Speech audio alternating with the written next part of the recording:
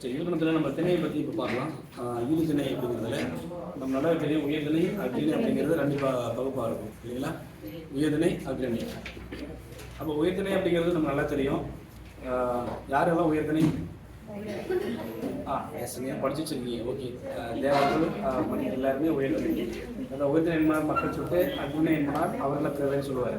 அப்போ உயர்திணை அப்படிங்கிறது மனிதர்களையும் தேவர்களையும் நம்ம உயர்திணைன்னு சொல்கிறோம். மற்ற எல்லாமே அக்ரிணை தான். சரி, ஓகே. அடுத்தது இருதிணை அப்படிங்கிறது தான். ஐன்பால் அப்படிங்கிறது நமக்கு நல்லா தெரியும். ஆண் பெண் பலர் ஒன்றன் பலவின் பால், இது எல்லாமே.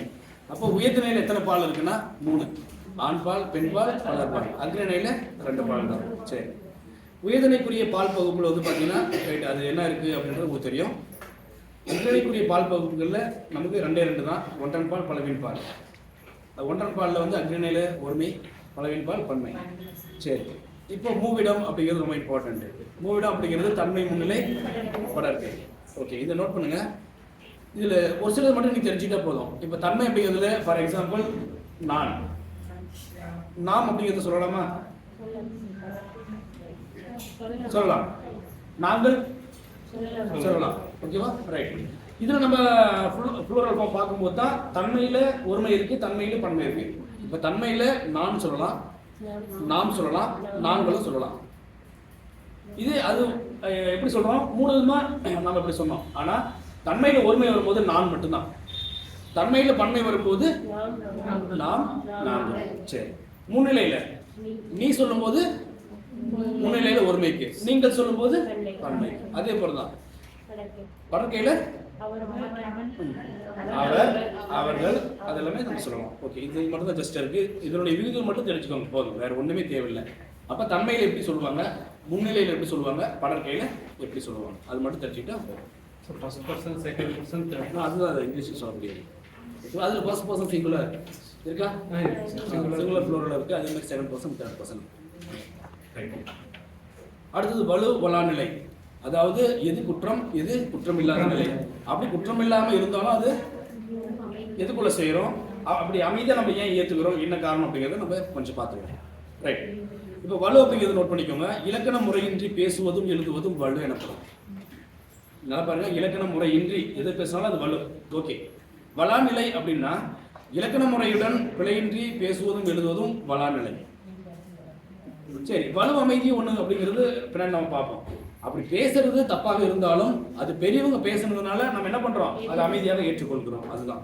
ஃபார் எக்ஸாம்பிள் வலுநிலை அப்படிங்கிறது பாருங்க, வலாநிலை அப்படிங்கிறது பாருங்க. செலியன் வந்தது. ஸோ இந்த மாதிரி தொடர்ந்து கொடுத்துட்டு கேட்பாங்க. செலியன் வந்ததுன்னு சொல்லக்கூடாது, செலியன் வந்தான்னு சொல்லணும். கண்ணகி உண்டான்னு சொல்லக்கூடாது, உண்டான்னு சொல்லணும். நீ வந்தேன்னு சொல்லக்கூடாது, நீ வந்தாய் அப்படிங்கிறது. நேற்று வருவான் அப்படிங்கிறது நேற்று வந்தான்.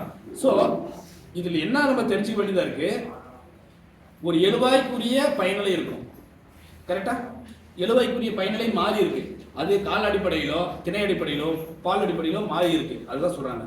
இப்போ செலியன் வந்தது அப்படிங்கிறது உயர்திணைக்கு அக்ரிணை பயனிலையே வந்திருக்கு. ஸோ தப்பா இருக்கு. அதனால இது என்னென்ன தப்புங்கிறது நீங்க பார்த்துக்கணும். அடுத்து கீழே இருக்கிறதெல்லாம் இருக்கா அப்படின்னா விடை மரபு அப்படின்னு சொல்லிட்டு ஒரு விரலுக்கு காமிச்சு அது பெருசா சிறுசா சொல்ல முடியுமா? சொல்ல முடியாது. ஒரு விரலை மட்டும் காமிச்சு அது பெருசா சிறுசா சொல்ல முடியாது. கம்பேர் பண்றதுக்கு 2 வேணும். அதனால 2 விரலை காமிச்சு எது பெருசு சிறுசுன்னு சொன்னா ஓகே. ஸோ அப்போ இதுதான் மரபு. ஒன்று காமிச்சு நம்ம சொல்லக்கூடாது. அடுத்து தென்னந்தோட்டம் சொல்லக்கூடாது, என்ன சொல்லணும், தென்னந்தோப்புன்னு சொல்லணும். ஸோ இந்த மாதிரியான மரபு பிள்ளைகள்லாம் நீக்கும்படி நமக்கு தொடர் கொடுப்பாங்க. அதை நம்ம சரிப்படுத்தி எழுதணும். அடுத்து வலுவமைதி. அந்த ஒரு வரையறை பார்த்துக்கோங்க. இலக்கண முறைப்படி பிள்ளையுடையது எனினும் இலக்கண ஆசிரியர்களால், அதாவது சான்றோர்களால் ஏதேனும் ஒரு காரணம் கருதி அது ஏற்றுக்கொள்ளப்பட்டிருக்குமாயின் அது வலுவமைதி. வலுவாக இருப்பினும் அது அமைதியாக ஏற்றுக்கொள்வது. ரைட். இதில் எத்தனை இருக்கு அப்படிங்கிறது நீங்க பார்த்துக்கோங்க. எத்தனை இருக்கு இருக்கா? திணைப்பால் கொடுத்துருக்காங்க. அப்ப திணை வலுவமைதி பார்ப்போம். திணை அப்படிங்கிறது என்ன கான்செப்ட்? உயர்திணை அக்ரிணை பிரச்சனை வரும் திணையில. அப்போ என் அம்மை வந்தால் அப்படின்னு ஒரு சென்டென்ஸ் கொடுத்தாங்கன்னா இது என்ன வலுவமைதின்னு கேட்பாங்க. அப்ப எதை பார்த்து என் அம்மை வந்தான்னு சொல்றாங்க? ஒரு மாட்டை பார்த்துட்டு. அப்போ அக்ரிணைய உயர்திணையா சொல்லும் போது திணை வலுவமைதி. அடுத்தது பால். பாலுங்கிறது ஒரு ஆம்பளை பையனை பார்த்துட்டு அல்லது பொம்பளை பிள்ளையை பார்த்து வாடா ராசா அப்படின்னு சொல்றது. ஸோ அப்போ ஆண் பெண் பால் பாகுபாடு இருக்கு, அதனால பால் வலுவு மீதி. இட வலுவு மீதி அப்படிங்கிறது இங்க தான் நம்ம தன்மை முன்னிலை படற்கை நம்ம பார்க்கறோம். அப்போ நாம முன்னிலையில் இருக்கிற ஒருத்தருடைய கருத்தை நம்ம தேர்ட் பர்சன் கிட்ட நம்ம கேட்கும் போது இடம் சார்ந்த பிரச்சனை வரும். ஃபார் எக்ஸாம்பிள், இவருடைய கருத்து யாது அப்படின்னு சொல்லிட்டு நான் இவரை கேட்கறது இல்லை, இவர்கிட்ட கேட்கிறேன் இவருடைய கருத்து என்ன அப்படின்னு சொல்லிட்டு. ஆனா முன்னிலையில் இவர் இருக்காரு, நான் இவர்கிட்டே கேட்டுருக்கலாம். ஆனா நான் யாருக்கு கேட்கிறேன்? தேர்ட் பார்ட்டி கிட்ட கேட்கிறேன், தேர்ட் பர்சன் கிட்ட கேட்கிறேன். அப்ப கேட்கும் போது ஆனா அந்த கருத்து யார் சார்பானது? இவர் சார்பானது. அப்போ முன்னிலை படற்கை இந்த பிரச்சனை வரும். இதுதான் இடம் சார்ந்த வலு. அடுத்தது கால வலுவு மீதி. காலம் அப்படிங்கிறது நம்ம விரைவு காரணம் என்ன செய்வோம்? இப்போ எங்கே வந்துட்டுருக்குன்னு ஃபோன் பண்ணி கேட்டாருன்னா, எங்கே இருப்பேன்? நான் காவேரி பட்டத்தில் இருந்தால் கூட நான் காரிமங்கலம் வந்துட்டேன் அல்லது இதோ வந்துட்டேன் அப்படின்னு சொல்லிடுவாங்க. ஸோ இது விரைவு காரணமாக வலுவு மீதி, காலம் சார்ந்த வலுவு மீதி. இருந்தாலும் அவங்க ஏற்றுக்கிறாங்க இல்லையா, அதனால ரைட். மரபு வலுவு மீதி சார், அந்த எதிர்காலத்தில் இப்போ ஸ்டாலின் வராருன்னு அது நிச்சயிக்கப்பட்டதுன்னா அது எதிர்காலத்தில் இருந்தாலும் வருகிறார் நிகழ்காலத்தோட சொல்லுவாங்க சார். அது இங்கிலீஷ்லேயே இருக்கு சார், அது எக்ஸெப்ஷன் இல்லை இருக்கு. அது வந்து என்ன சொல்லுவாங்க, நிகழ்காலத்தில் நடக்கக்கூடியது நடந்து கொண்டிருக்கிறது ஒன்று ஃபியூச்சரில் தான் நடக்கும். ஆக்சுவலாக நான் வந்து சேர்றது என் ஃபியூச்சர். ஆனால் நான் என்ன சொல்லுவேன், பாஸ்ட்ல சொல்லிடுவேன். நான் வந்துட்டேன் அப்படின்னுடுவேன். டே எங்கடா இருக்க? அதான் வந்துட்டேன். ஸோ வந்து கொண்டிருப்பான், ஆமாம் தானே. ஆனால் என்ன சொல்லுவான், அவன் வந்துட்டேன் அப்படின்வான். ஓகே, இது வந்து என்னது, கால வலு. ஸோ இதுதான் கான்செப்ட். அடுத்தது மரபு வலுவு மீதி. கத்தும் குயிலோசை சற்று வந்து காதில் பட வேணும். இந்த ஒரு கூற்று ஞாபகம் வச்சுக்கோங்க, பாரதியாருடைய கூற்று. அப்போ குயில்னா கூவணும், ஆனா கத்தும் குயில்னு சொல்லியிருக்காரு, பாரதியாரே சொல்லிட்டாரு, நம்ம தப்பா சொல்ல முடியும். ஸோ அதெல்லாம் நம்ம ஏற்றுக்கிறோம். ரைட். அடுத்து கீழே வரல, அமைச்சர் நாளை விழாவிற்கு வருகிறார். ஸோ இது கால வலுவு மீதி நம்ம சொல்லிடுறோம் இல்லைங்களா.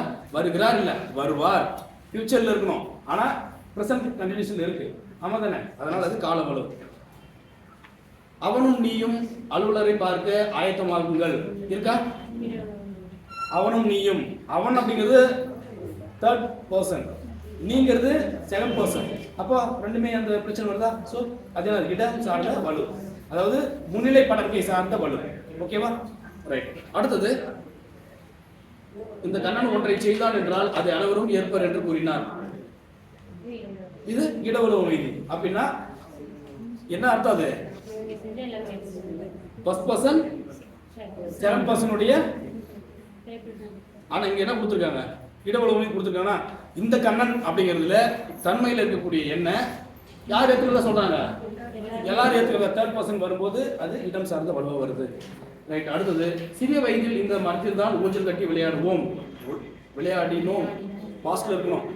ஆனா இது ஃபியூச்சர்ல இருக்கு. ஸோ காலம் சார்ந்த வலு. சரி. செல்வன் இளவேலன் இந்த சிறு வயதிலேயே விளையாட்டுத் துறையில் சாதனை புரிந்திருக்கிறார்கள். ஆமா தானே. இது என்னது? இது என்ன வலு? அந்த ஒருமை பன்மை சார்ந்த இயல்பு.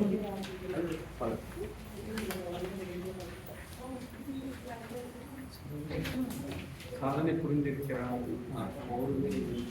அதனால இது மரியாதை நிமித்தமா. அடுத்தது கீழே வந்துருங்க. பரிபாடல் அடியில் விசும்பும் இசையும் என்னும் தொடர் வந்து நோட் பண்ணிக்கணும். விசும்பும் இசையும் அப்படிங்கிற தொடர் எந்த நூல் இருக்குன்னா பரிபாடல்ல.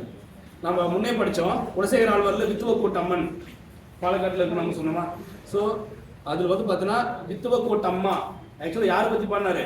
திருமாலை பற்றி. ஆனால் இங்கே எப்படி இருக்கு, திருமால் வந்து ஆண் பால், ஆனால் இங்கே பெண்பால்.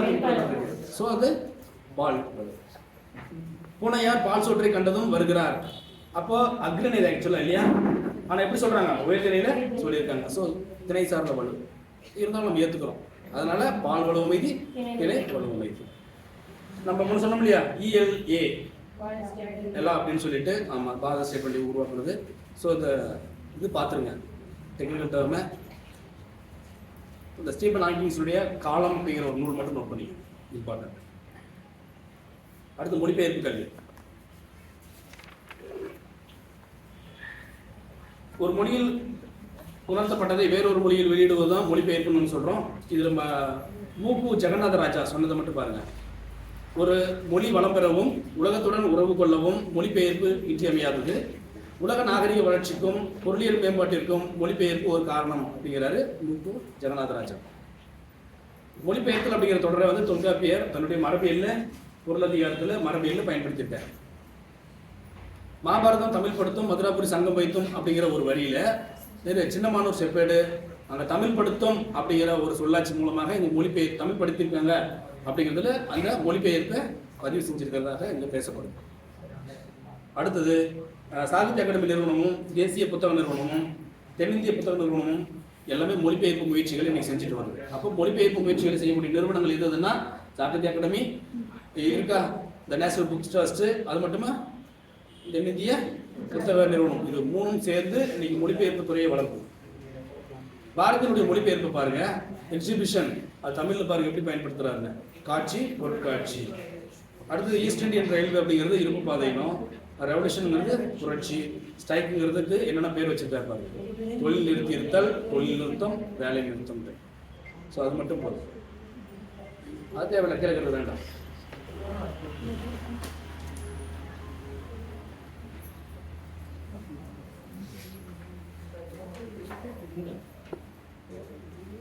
ரவீந்திரநாத் தாகூர் வங்க மொழியில் எழுதிய அந்த கவிதை தொகுப்பு உங்களுக்கு தெரியும், கீதாஞ்சலி இல்லையா? அது எப்போ நோபல் பரிசு கிடைச்சிச்சு? எஸ், வெரி குட், 1913 கிடைச்சது. ரைட், அது கீழே வந்துருங்க. தெரிந்து தெளிவனுக்கு இந்த சாங்கிருத்தி இருக்க ராகுல் சாங்கிருத்தியாயன், அதாவது வால்காவிலிருந்து கங்கை வரை, அதை நோட் பண்ணிக்கோங்க. அவருடைய நூல் ரொம்ப முக்கியமான ஒரு நூல். அவருடைய அந்த நூலை 1949 42 அந்த ராகுலால் எழுதப்பட்ட அந்த நூலவை கிட்டத்தட்ட 49 யாரு கனகமுத்தையா அப்படிங்கிறவர் மொழிபெயர்த்துக்காரு. அதான் கீழே கொடுத்துருக்காங்க, லிஸ்ட் அவுட்ல பாருங்க. அப்போ அந்த வாழ்க்காவிலிருந்து கங்கை வரை அந்த சாகித்யாயனுடைய நூலை 49 கனகமுத்தையாவும், 2016 ஸ்ரீதரும், 2000 அதே வருஷத்துல முத்து மீனாட்சியும், 18 யூமா வாசுகி. அந்த யூமா வாசுகி நோட் பண்ணிக்கோங்க, அவங்க எப்போ மொழிபெயர்த்தாங்க. அப்ப ரயில் ஸ்லீப்பர் அப்படிங்கிறது தொடர் வண்டியினுடைய போக்குவரத்து பாதையான தண்டவாளத்தில் உள்ள குறுக்கு கட்டைகளை குறிக்கும். கேமல், அது ஓகே. இந்த கேமல் என்பதற்கு என்ன இருக்கு, ரெண்டு பொருள் இருக்கு, ஒன்று வடம், இன்னொன்னு ஒட்டகம். ஊசிக்காதில் வந்து வடம் நுழையாது என்னும் வேற்றுமொழி தொடரை ஊசிக்காதில் ஒட்டகம் நுழையாது அப்படின்னு நம்ம ராங்கா மொழிபெயர்த்துட்டோம். ஸோ அதை நோட் பண்ணிக்கணும். அதே மாதிரி அண்டர் கிரவுண்ட் ட்ரைனேஜ் அப்படிங்கிறது பாதாள சாக்கடை அப்படின்னும், மலையாள மொழியில புதை சாக்கடை. டெலி என்பது தொலை என்பதை குறிக்கும். அதன் அடிப்படையில் பிறந்த அந்த சொல்லாட்சிகளை பாருங்க, இந்த டேர்ம் எல்லாமே டெலிகிராஃப், டெலிவிஷன், டெலிஃபோன், டெலஸ்கோப் வந்து டெலிமீட்டர். அதுக்கான தமிழும் கீழே இருக்கு, நேருக்கு நேரம் அப்படி அப்படி.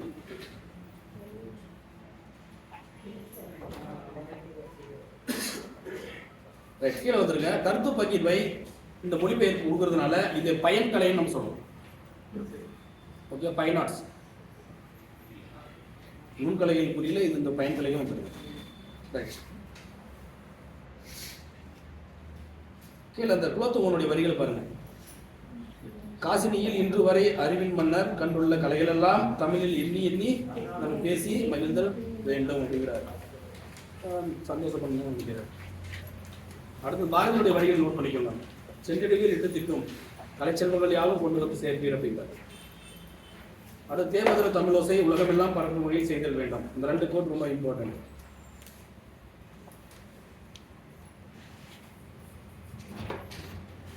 அது வேண்டாம், நீதி வெண்பம் வந்து சதாவதானம் இருக்குங்களா? ஆக்சுவலாக நீதி வெண்பா அப்படிங்கிறது ஒரு தனி நூலே இருக்கு, ஒரு மாயோ வேதனாய் பிள்ளையோடது. ரைட், இந்த சதாவதானம் அப்படிங்கிறத பாருங்க. சதம் என்றால் 100 அப்படின்னு நமக்கு நல்லாவே தெரியும். ஸோ இதுக்கான வரையறை என்ன அப்படின்னா, ஒருவரது புலமையையும் நினைவாற்றலையும் நுண்ணறிவையும் சோதிப்பதற்காக ஒரே நேரத்தில் நிகழ்த்தக்கூடிய 100 செயல்கள்.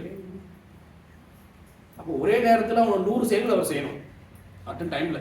ஸோ அதுதான் என்னது, எஸ், சதாவதானம். அப்போ இதுல சிறந்தவர் யார் அப்படின்னா செய்கை தம்பி பாவலர், அவர் தான். அப்போ 15 வயசுலேயே இவர் செய்யுள் ஏற்றக்கூடிய திறமை பெற்றவர். சீராபுராணத்துக்கு ஒரு உரை எழுதியிருக்காரு. அங்கே சதாவதானி அப்படிங்கிறது எங்க நிரூபிச்சார் அப்படின்னா 1907 விக்டோரியா அரங்கத்தில் சென்னையில் யார் பல அறிஞர்களுடைய முன்னிலையில் தன்னுடைய திறமையை நிரூபித்தார். அங்கே தான் இவருக்கு சதாவதானி என்ற பட்டத்தை கொடுக்குறாரு. போதுமா? அடுத்தது திருவிளையாடல் புராணம். பரஞ்சோதி முனிவர் எழுதுறது. சொல்லும் பொருள் வந்துருக்கு. தார் என்றால் மாலை, முனிவு என்றால் சினம்,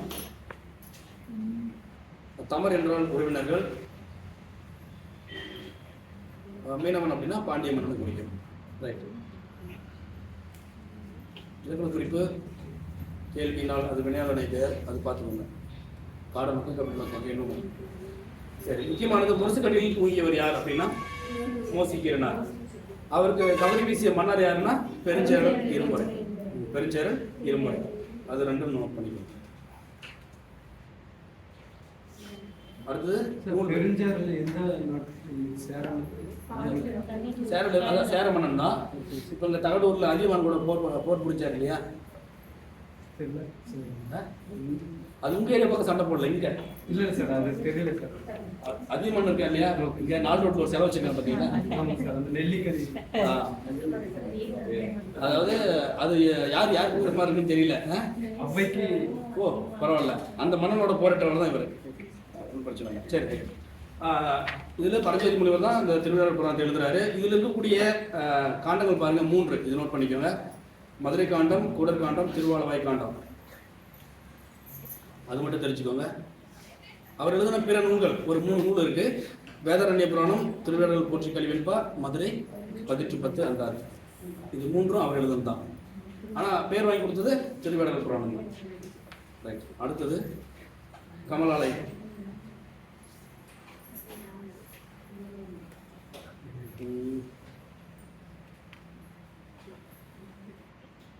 இதில் உலகெங்கும் மூளை முடுக்குகளில் உள்ள ஒடுக்கப்பட்ட கல்வி மறுக்கப்பட்ட சமூகங்களில் ஒரு குரலாக இருந்தவர் தான் இந்த கற்பின பெண்மணி. யாரு? பெத்தியோன். எஸ், மேரி மேக்லியோட் பெத்தியோன், இவங்க தான். ஸோ இவங்களை பற்றி தான் இவர் எழுதுறாரு. யாரு? கமலாலயன்.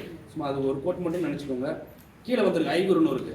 கொற்கை கோமான் சொற்கையம் பெருந்துறை. அப்போ கொற்கை கோமான் அப்படிங்கிறது யாரை குறிக்கும் அப்படின்னா பாண்டிய மன்னனை குறிக்கும். தூத்துக்குடியில் இருக்கு இல்லையா கொற்கை துறைமுகம், முத்துக்குளிக்கும் துறைமுகம், அதான் பாண்டியனை குறிக்கும். கீழே இருக்க பாருங்க, கொற்கை அப்படிங்கிறது தூத்துக்குடி மாவட்டத்தில் இருக்கு.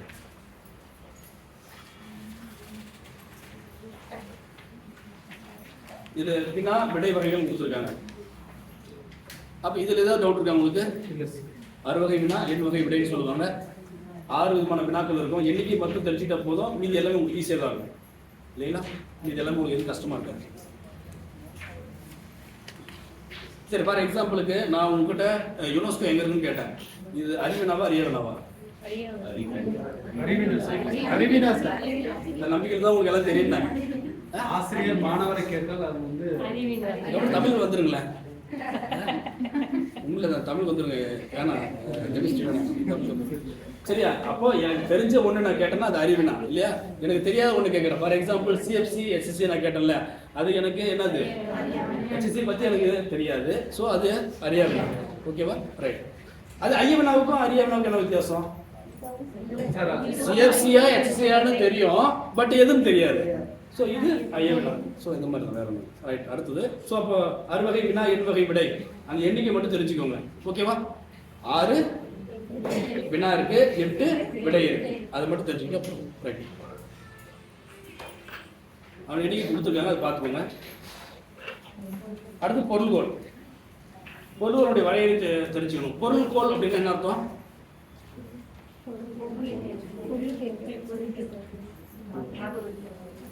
பொருள்கோள் செய்யல படிச்சு புரிஞ்சுக்கிறது, செய்யல படிச்சு புரிஞ்சுக்கிறது, அதோடைய அர்த்தத்தை புரிஞ்சுக்கிறது, அதோடைய கருத்தை புரிஞ்சுக்கிறது, அவ்வளவுதான் பொருள் கொள்ளுதல். Right, simple. அப்போ அந்த பொருள்கோள் வரையறை பாருங்க. செய்யுளில் பொருள் கொள்ளும் முறைக்கு பொருள்கோள் என்று பெயர். மீதெல்லாம் அடிச்சு விட்டுருங்க. செய்யுளில் பொருள் கொள்ளும் முறைக்கு, ஒரு செய்யுளில் ஒரு கருத்தை நம்ம புரிஞ்சுக்கிற முறைக்கு பேர் தான் பொருள்கோள்னு பேர். அது 8 வகை இருக்கா?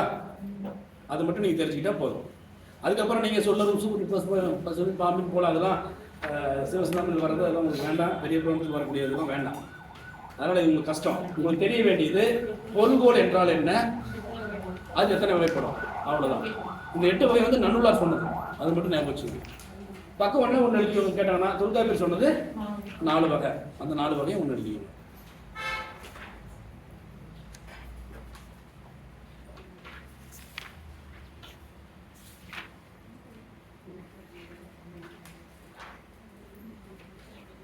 அதுக்கப்புறம் 2 எக்ஸாம்பிள் கொடுத்துருக்காங்க. சுட்டு விடைக்கும் வினா எதிர்வினாதில் விடைக்கும். அது உங்களுக்கு தெரியும். பலவுள் தெரிவிக்க பாருங்க. நான் சொன்னோம் இல்லையா, அந்த தமிழ் படுத்தும் அப்படிங்கிற ஒரு சொல்லு மொழிபெயர்ப்பை பற்றி குறிப்பிடுது. அதை மட்டும் நோட் பண்ணிக்கோங்க. வேற ஏதாவது டவுட் இல்லை அந்த பக்கம்? ரைட். கலைச்சொற்கள் அறிவும் இருக்கா, அது பார்த்துக்கோங்க. சிம்பாலிசம் இல்லை, ஏதோ டவுட் இருந்தால் கேளுங்க, வேணும் நான் சொல்கிறேன். தெரியன்றதுனால தான் நான் ஸ்கிப் பண்ணிட்டு போகிறேன். சரி, வள்ளிக்கண்ணனுடைய புத்தகம் சிறந்த சிறுகதைகள் 13 அப்படிங்கிறது இவருடைய புத்தகம். அது ஒன்று மட்டும் போதும். அடுத்தது நிகழ்த்துக்கலைகள், அதாவது நிகழ்கலைகள் நம்ம சொல்லுவோம். இது நம்மளுமே சிலதெல்லாம் கேள்விப்பட்டது தான். சரி, கீழே வாங்க. நிகழ்கலைகளில் கரகாட்டம் இருக்குங்களா? இது நடனம் வந்து கரகம், கும்பாட்டம் என்று அழைக்கப்படுகிறது. இது என்ன கருவிகள் பயன்படுத்துங்கிறது நமக்கு தேவை. ஸோ என்னென்ன இருக்கு? நையாண்டி மேளமோ, நாகசுரம், தமிழ், பம்மை. அப்போ எந்த ஆட்டத்துக்கு என்ன இசைக்கருவின்றது முக்கியம். அப்படி கீழே வந்துருங்க. புறநானூற்றில் கரகம் அப்படிங்கிற சொல் பயன்படுத்தப்பட்டிருக்கு. அதை நோட் பண்ணிக்கோங்க.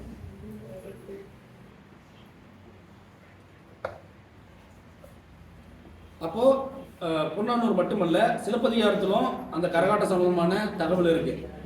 சிலப்பதிகாரத்தில் மாதவி ஆடிய 11 வகை ஆடல் இருக்கா, அதை நோட் பண்ணிக்கோங்க. இப்போ மாதவி எத்தனை வகை ஆடல்கள் ஆடினாங்கன்னா 11 வகை. அதில் ஒன்று அந்த குடக்கூத்து தான் கரகாட்டம். ரைட். அடுத்தது மயிலாட்டம். அப்போ மயில் வடிவுள்ள அந்த ஒரு கூட்டுக்குள்ளார ஒருவர் தன்னுடைய உருவத்தை மறைத்துக் கொண்டு ஆடுவது மயிலாட்டம். ஓகே. கரகாட்டத்தினுடைய துணை ஆட்டமாகவும் மயிலாட்டம் இருக்கு. அது 2 விஷயம் மட்டும் அதில் போதும். அடுத்தது காவடி ஆட்டம். அப்போ காவடி ஆட்டத்தில் கா என்பதற்கு பாரம் தாங்கும் கோல் என்று பெயர். காவடி ஆட்டம். அப்போ இதில் எத்தனை வகை இருக்குன்னு பாருங்க. மச்சக்காவடி, சர்ப்பக்காவடி, பூங்காவடி, தேர்காவடி, பறவை காவடி. பறவை காவடி என்ன? பறவை காவடி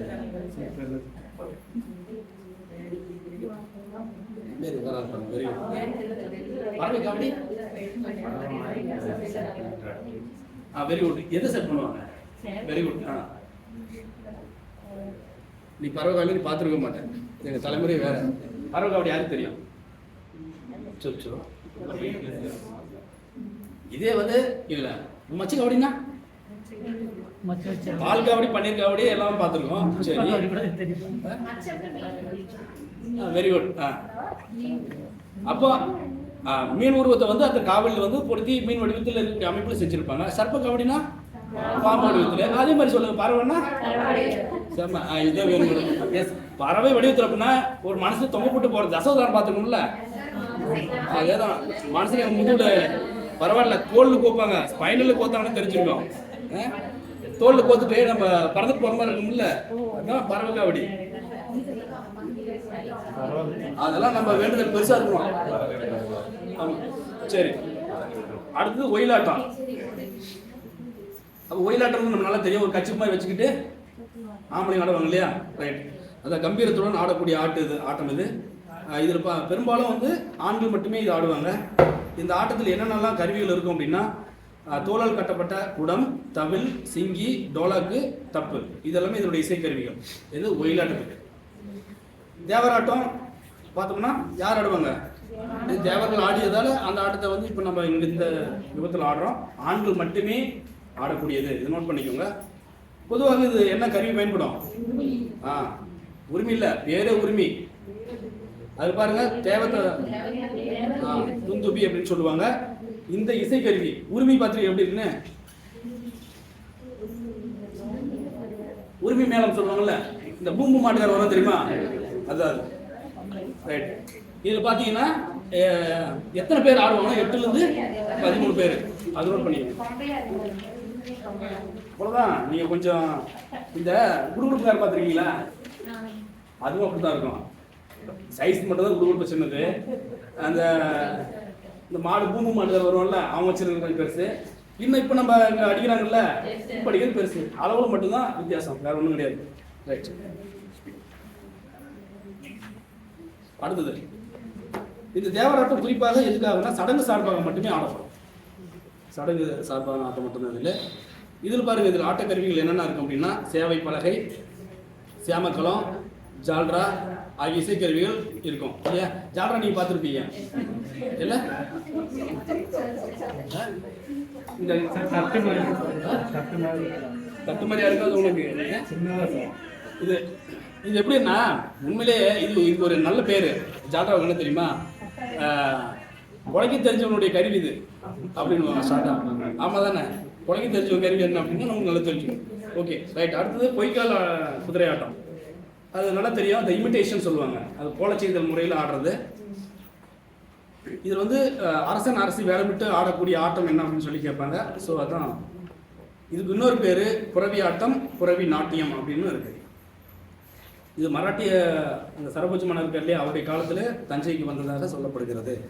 இதனுடைய கருவிகள் என்னென்ன அப்படின்னா நயாண்டி மேளமும் நாகஸ்வரமும். ராஜஸ்தானில் வந்து கச்சிக்கொடி என்னும், கேரளாவில் குதிரைக்களி என்றும் அழைக்கப்படுகிறது இந்த பொய்க்கால் குதிரையாட்டம். அடுத்து தப்பாட்டம். ஏன்னா அந்த தப்பு அப்படிங்கிற தோல்கருவியை இசைத்து கொண்டு ஆடுறதுனால இது தப்பாட்டம் அப்படின்னு சொல்லுவாங்க. இப்போ தப்பாட்டம் நம்ம என்ன சொல்கிறோம் இன்னைக்கு? தப்பட்டையா? பறை. எஸ், அதான். தப்பு என்று ஒலிப்பதால் அந்த ஒலியினுடைய அடியாக இது இந்த பெயர் பெற்றது. தப்பாட்டம், தப்பட்டை, தப்பு அப்படின்னு பெயர்களாக அழைக்கப்படுகிறது. அருணகிரிநாதருடைய திருப்புகள்ல இந்த தப்பாட்டம் சார்ந்த வரியில் இருக்கு பாருங்க. பதலை திமிலை துடி தப்பட்ட அப்படின்னு இருக்கா. ஸோ அதனால அவர் இந்த தப்பட்ட இந்த தப்பாட்டம் சம்பந்தமான குறிப்பு அருணகிரிநாதனுடைய திருப்புகள் இருக்கு அப்படின்னு பதிவு செய்யப்படும். அப்போ ஒன்றை சொல்வதற்கென்றே இசைக்கப்படக்கூடிய இசைக்கருவி எது அப்படின்னா பறை. மலையாளக்காரெல்லாம் சொல்லுவாங்கல்ல, நான் பறையும் அப்படின்னு. அப்படின்னா நான் சொல்லுவேன் அப்படின்னு சொல்லுங்க. நான் அப்போ சொல்லுதேன். தொல்காப்பியத்தில் இருக்கக்கூடிய கருப்பொருள் ஒன்றாக பறை இருக்கு. ஏன்னா பறை யாழ் பண்ணுன்னு சொல்லுவோம் இல்லையா? அப்போ கருப்பொருள்கள்ல இதுவும் ஒன்று. அடுத்தது புலியாட்டம். வீரத்தை சொல்லக்கூடிய கலை இது. ரைட். இது ஒரே ஒரு இது மட்டும் போதும். அடுத்தது தெருக்கூத்து. தெருக்கூத்துங்கிறது நமக்கு தெரியும், நம்ம ஆளுங்க விளையாட ஆடுறது தான். இதுல திரௌபதி அம்மனுடைய வழிபாட்டின் ஒரு பகுதியாக இது இருக்கிறது. இது வேளாண்மை செய்வோருடைய கலை. இந்த தெருக்கூத்துல அர்ஜுனன் தபசு அப்படிங்கிறது மலை வேண்டி நிகழ்த்தப்படக்கூடிய ஒரு தெருக்கூத்து. இதனை கதகளி என்று என்னது நம்ம சொல்லுவாங்க. ஆனால் கேரளாவோட எப்படி கதகளி அது வேற விதமாக இருக்கும். எஸ். அடுத்து தோல்பாவை கூத்து. தோல்பாவை கூத்துல என்ன? தோளாலான உருவம் செய்து அதை என்ன செய்வாங்க, எந்த வடிவத்தில் வேணாலும் பாவை நம்ம கையால் ஆட்டுவோம். அதில் அந்த வடிவத்தில் பிச்சுகளை கொண்டு அது கயிறு மாதிரி கட்டி அது ஆட்டுவாங்க. ஓகே, அதில் இருக்கு பாருங்க. திருக்குறளில் மரப்பாவை பற்றிய செய்தி பேசப்பட்டிருக்கு, நோட் பண்ணிக்கோங்க. திருவாசகத்திலும் பட்டினத்தாருடைய பாட்டிலுமே தோற்பாவை கூத்து சமமான செய்தி இருக்கு. இதுக்கு என்ன பேருன்னா கூட்டு குடும்ப கலை.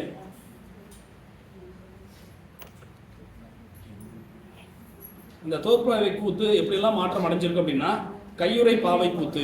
ஏன்னா கையால் தானே அந்த பாவை ஆட்ட வைப்பாங்க, அதனால. அப்புறம் பொம்மலாட்டம். பாவை என்றாலும் பொம்மை என்றாலும் ஒண்ணுதான்.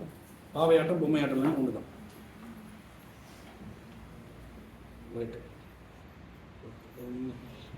கீழே வந்துருங்க. யார் இவர் அப்படிங்கிறதுல தெருக்கூத்தை தமிழகத்தினுடைய முக்கிய அடையாளமாக்கியவர் யாருன்னா இந்த கூத்துப்பற்ற முத்துசாமி. அவருக்கு கலைஞாயிறு என்ற பட்டம் உண்டு. நாடக கலையை மீட்டெடுப்பதே நமது குறிக்கோள் அப்படின்னு சொன்னவர். நிறைய சினிமா டைரக்டர் எல்லாமே. ஆமாம், அவங்களுடைய கூத்துப்பட்டறையில் வந்து பயிற்சி பெற்றவர்கள் தான். எஸ், என்எஸ் கிருஷ்ணன் அவர்கள் எல்லாமே, எம்ஜிஆர் எல்லாமே எங்களுடைய கூத்துப்பட்டறையில் தான். டிகேசி சகோதரர்கள் எல்லாமே இங்கே கற்றுக்கிட்டு தான். ஓகே, இவருக்கு பத்மஸ்ரீ விருதையும் கலைமாமணி விருதையும் நம்மளுடைய அரசு கொடுத்துருக்கு. தாமரை திரு அப்படிங்கிறோம். பத்மஸ்ரீ விருது தான் தாமரை திருன்னு நம்ம சொல்லுவோம். ரைட். அடுத்தது உமா மகேஸ்வரியினுடைய படைப்புகளை மட்டும் கீழே பாருங்க. நட்சத்திரங்களின் நடுவே வெறும் பொழுது கற்பாவை, இது நோட் பண்ணிக்க.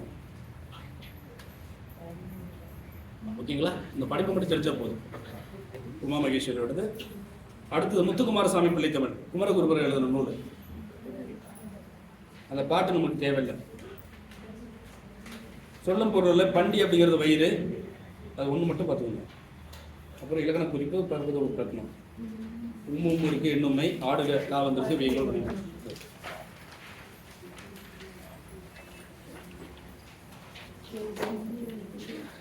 செங்கரை பருவம் அது நமக்கு வேண்டாம். கீழே அணிகலன்கள் வந்துருங்க.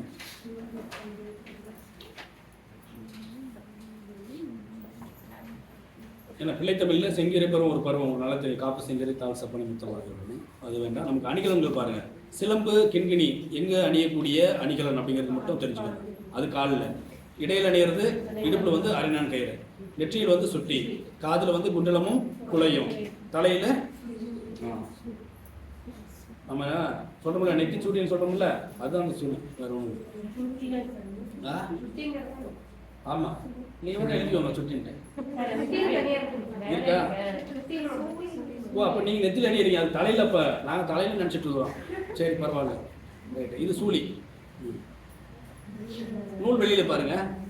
இது இந்த பிள்ளைத்தமிழ் அப்படிங்கிறது 96 வகை சிற்றிலக்கியத்தில் ஒன்று. அது நோட் பண்ணிக்கோங்க. பிள்ளைத்தமிழ்னா வரையறை என்ன?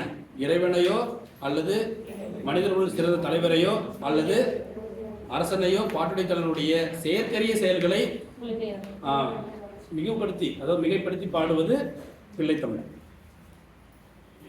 இதில் 10 பருவம் இருக்கு. ஒவ்வொரு பருவத்துக்கும் 10 பாட்டு. ஸோ மொத்தம் 100. இது ஆண்பால் பிள்ளைத்தமிழ், பெண்பால் பிள்ளைத்தமிழ்னு ரெண்டா பிரிச்சிடணும். இதில் இந்த குமரகுருபருடைய நூல்கள் இருக்கு பாருங்க.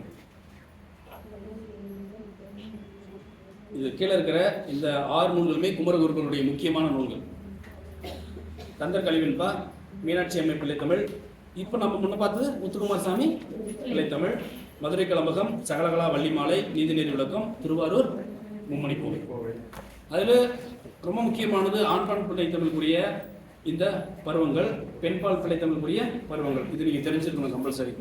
காப்பு செங்கரையிலேருந்து ஆரம்பித்து இருக்கா, சிற்றல் சிறுபறை, சிறுதேர், கலந்து அம்மானை, ஊசல். ஸோ கடைசியில் இருக்கிற 3 பருவம் மட்டும்தான் மாறும். மற்றது எல்லாமே சேமாக தான் இருக்கும். அடுத்தது கம்பராமாயணி. எதுக்கு இன்னொரு பேர் இருக்கு, நீராடல். 3 பேர் இருக்கு. கலங்குக்கு இன்னொரு பேர் நீராடல் தான். கலங்காடல்.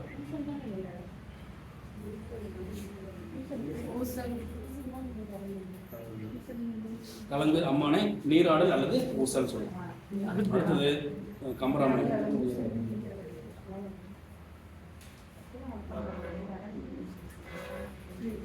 நீங்க ஒரு கல்லழகர் பார்த்துருக்கீங்களா? அது அவரது கேள்விப்பட்டு பண்ணிருக்கீங்க, போட்டிருக்கீங்க, போயிருக்கீங்களா அந்த விழாவுக்கு?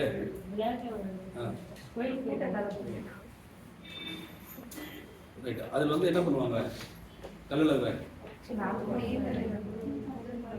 நீரில் வந்து கல்லழகர் ஆற்றுல இறங்கினாரா, அதுதான் அந்த நீர். அடுத்து நூல்வெளி. இதில் பாருங்க, கம்பராமாயணத்தில் நீங்கள் காண்டங்கள் எத்தனை இருக்கும்? பாலகாண்டம், அயோத்தி காண்டம், ஆரண்ய காண்டம், கிஷ்கிந்த காண்டம், சுந்தரகாண்டம், யுத்த காண்டம். 6 காண்டங்கள் தெரிஞ்சுக்கிட்டா நீங்கள் போதும். இதில் முதல்ல என்ன பேர் வச்சாங்க? ராம அவதாரம். அதை நோட் பண்ணிக்கணும். ஆனால் இன்னைக்கு கம்பராமாயணம் அப்படின்னு நம்ம சொல்கிறோம். இதில் 6 காண்டங்கள் இருக்குது. கம்பருடைய சிறப்பு பெயர்கள் பாருங்க. கல்வியில் பெரியவர் கம்பர், கம்பன் வீட்டுக்கு அடுத்தவரையும் கவி பாடும். இது 2 நோட் பண்ணிக்கோங்க. சோழ நாட்டில் திருவள்ளந்தூரை சேர்ந்தவர். சடையப்ப வள்ளல் தான் இவர் ஆதரிச்சவர். விருத்தம் என்னும் முன்பாவிற்கு உயர் கம்பன் அப்படிங்கிறது இவர்களுடைய புகழை பேசும். இவருடைய நூல்கள் சரஸ்வதி அந்தாதி, சடகோபர் அந்தாதி, திருக்கை வழக்கம், ஏறு எழுபது, சிலை எழுபது. அடுத்து கந்தசாமியுடைய பாய்ச்சல். அது எதில் இருக்கு அப்படின்னா இருக்கா, தக்கையின் மீது 4 கண்கள் அப்படிங்கிற படைப்பிலிருந்து இடம்பெற்ற பகுதி தான். அது எழுதினவர் கந்தசாமி. இவருடைய ஃபேமஸான ஒரு நூல் சாயாவனம். அது நோட் பண்ணிக்கோங்க. அது மட்டும் இல்லாமல் எந்த நூலுக்கு சாகித்ய அகாடமி விருது வாங்கினார் அப்படின்னா விசாரணை கமிஷன்ல. விசாரணை கமிஷன் 98ல். ஓகே. இப்போ கூட விசாரணைன்னு ஒரு படம் இருந்தா யாரு விசாரணைன்னு ஒரு படம் இவருக்கு என்ன ஞாபகம் வந்துச்சுன்னா விஷால் நடிச்சிருந்தாரு. இல்லை சார், யார் நடிச்சது? அவார்டு வாங்கியிருக்காங்க சார். யார் நடிச்சது? விஷால் நடிச்சது தானே? இல்லை இல்லைங்க, நான் கூட கரெக்டாக சொல்லிட்டேன். விசாரணை இல்லை சார், விசாரணை நடிக்கல சார், அவார்டு வாங்கின படம் சார். விசாரணையா? இல்லை தினேஷ் ஒருத்தர் நடிச்சிருக்கோம். தினேஷ் தான் சொல்கிறேன். சரி அப்படிங்களா? அவன் தான் தினேஷ். அப்போ நான் எவ்வளோ வீக்காக இருக்கும் பாருங்க. நீங்களும் தான் நம்ம வேஸ்ட் படமாக தான். சரி, ஓகே. அடுத்தது இதில் பாருங்க, இவருடைய நூல்களில் தொலைந்து போனவர்கள், சூரிய வம்சம், சாந்தகுமாரி, இது எல்லாமே இவர் எழுதின புதினங்கள்.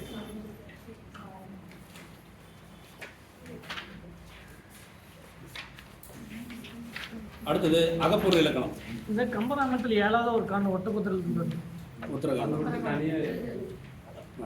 இதுலேயே வருது வேற தெரியும். இல்லை, இந்த பசங்களுக்கு 10 பசங்களுக்கு இந்த அறிவு போதும்னு முடிவு பண்ணிட்டோம். அதனால் அது வேண்டாம் அப்படின்னு விட்டுட்டோம். இன்னும் வச்சுருப்போம்.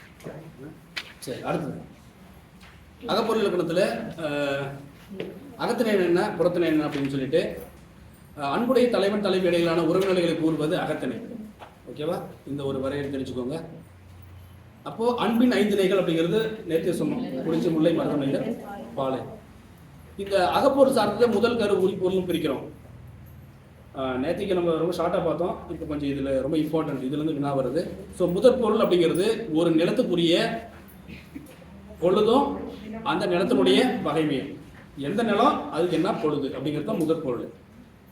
அப்போ பாருங்க, ஐவகை நிலங்கள், நிலமும் பொழுதும் தான் முதற் பொருளா? அப்போ நிலங்கிறது ஐவகை நிலம். குறிஞ்சிக்கு மலை சார்ந்தது, முல்லை காடும் சார்ந்தது, மருதம் வயலும் சார்ந்தது, நெய்தல் கடல் சார்ந்தது, பாலை சுரம் சார்ந்தது, பாலைவனமும் சார்ந்தது. இது நிலம் பார்த்துட்டோம். பொழுது அப்படிங்கிறது நம்ம 2 பிரிக்கிறதுன்னு சொல்லியிருந்தோம். பெரும்பொழுது, ரைட். அப்போ இதில் பெரும்பொழுது அப்படிங்கிறது ஒரு வருஷத்தை நம்ம எப்படி பகுக்கிறோம்? 6ஆ பகுத்துக்கிறோம். 12 மாதத்தையும் 6ஆ பகுத்துறோம். ஸோ கார்காலம், குளிர்காலம், முன்பனிக்காலம், பின்பனிக்காலம், இளவேனில், முதுவேலில் பிரிக்கிறோம். அப்போ இந்த மாதங்கள் ரொம்ப இம்பார்ட்டன்ட்டு. ஓகேவா? அப்போ கார்காலம்னா ஆவணி புரட்டாசி, குளிர்காலம்னா ஐப்பசி கார்த்திகை, முன்பனிக்காலம்னா மார்கழி தை, மாசி பங்குனி, சித்திரை வைகாசி, ஆனி அப்படி. சிறு பொழுது அப்படிங்கிறது பாருங்க, இந்த டைமிங் ரொம்ப முக்கியம். அப்போ காலையில் அப்படின்னா 6லேருந்து 10 மணி வரைக்கும், அதுதான் காலை. நண்பகலுங்கிறது 10 to 2. ஏற்பாடு அப்படிங்கிறது 2 மணிலேருந்து 6, அதாவது சூரியன் வந்து மறைகின்ற நேரம். மாலை அப்படிங்கிறது 6லேருந்து 10 மணி வரைக்கும். யாமம் அப்படிங்கிறது 10லேருந்து 2 மணி வரைக்கும். வைகரைங்கிறது 2லேருந்து 6. ஸோ அப்படியே 24 மணி நேரத்தையும் நம்ம 6ஆ பகுத்துறோம். இப்போ ஏற்பாடு ஸ்கூல்ல இந்த காலநிலை அட்டவணைன்னு ஒன்று வச்சிருப்போம். என்ன சார்ட்டு? வெதர் சார்ட்டுன்னு ஒன்று வச்சிருப்போம். ஆமாம் தானே? எல்லா டீச்சர்களுக்கும் எல்லா ஸ்கூலுமே வெதர் சார்ட்டுன்னு ஒன்று இருக்கும். பையன் என்ன செய்யணும், வெளியில் போயிட்டு அந்த டைமிங்கை பார்த்துட்டு சூரியன் இருக்காரா, இது சன்னியா அல்லது கிளவுடியா இப்படின்னு சொல்லி பார்த்துன்னு வந்து அவன் குறிக்கணும். அந்த மாதிரி இருக்கு இப்போ. சரி, பரவாயில்ல.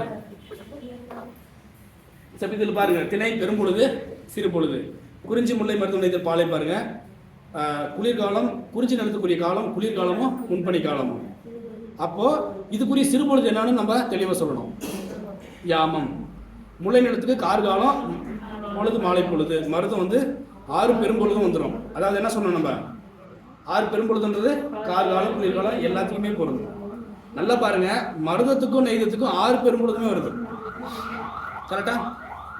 மீதி 3க்கு மட்டும் மாறுது. அதுக்குரிய சிறு பொழுதையும் பார்த்துக்கோங்க. ஓகேவா? ரைட். அடுத்தது கருப்பொருள்கள். கருப்பொருள் வந்து 14 இருக்கு. அந்த இடத்துல 14 மட்டும் போட்டு வச்சுக்கோங்க போதும். அந்த 14 தான் உங்களுக்கு பின்னாடி அட்டவணையில் கொடுத்துருக்காங்க.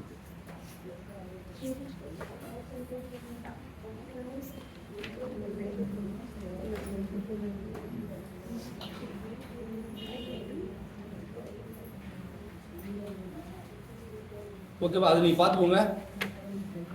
அடுத்தது பலவுள் தெரிய. குளிர்காலத்தை பொழுதாக கொண்ட நிலங்கள் குறிஞ்சி, மருதம், நெய்தல் நிலங்கள். இதெல்லாமே ஒயிலாட்டம் நம்ம பார்த்தது தான் கொடுத்துருக்காங்க. இதில் கலைச்சொற்களில் எஸ்தட்டிக் இருக்கா, அதை நோட் பண்ணிக்கோங்க. அழகியல் அல்லது முருகியல், கமா போகக்கூடாது, 2 ஒன்று தான். ஒன்று மட்டும் தான் உங்களுக்கு கஷ்டமாக இருக்கும். ரொம்ப முக்கியமானது தேன்மலை சுரண்ட ஓடுது. காத்தா திருநாவுக்கரசனுடைய திருக்குறளை தெளிக்கும் ரொம்ப முக்கியமான ஒரு நூல். அதே மாதிரி ஆக்கா பெருமாளுடைய நாட்டாக்கலைகள், இந்த 3 கண்டிப்பாக தெரிஞ்சு வச்சுக்கோங்க. மாப்போசி சிற்றகல் ஒளி.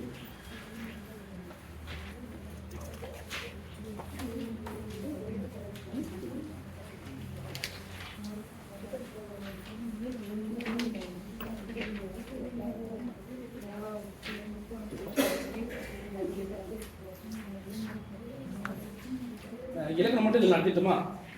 நீங்கள் படிச்சுப்பீங்களா மற்றதெல்லாம்? ஓகே தானே? ஏன்னா இதுக்கு மேலே உங்களுக்கு நடத்துறதுக்கு டைம் இல்லை. ஏன்னா உங்களுக்கு எக்ஸாம் வந்துருச்சு இல்லையா? நெக்ஸ்ட் வீக்கு நம்ம போட முடியாது. இப்போ நியமன தேர்வு யாராவது எழுதுறீங்க? ஓகே. அப்போது ஏன்னா அடுத்த வாரம் போட முடியாது, டைம் இல்லை. அதனால் இப்போ இலக்கணத்தை மட்டும் முடிச்சிடலாமா? சரி.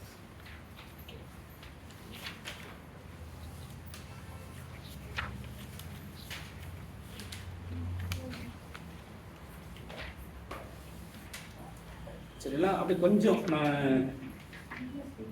இம்பார்ட்டன்ட் மட்டும் சொல்லிட்டு போயிட்டுமா?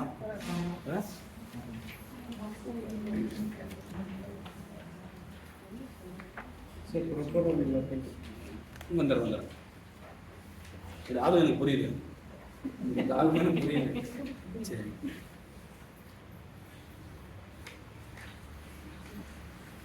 இல்லை உங்களால் புரிஞ்சிக்க முடியாத மட்டும் நம்ம சொல்லிட்டு போகலான்னு இருக்கேன்.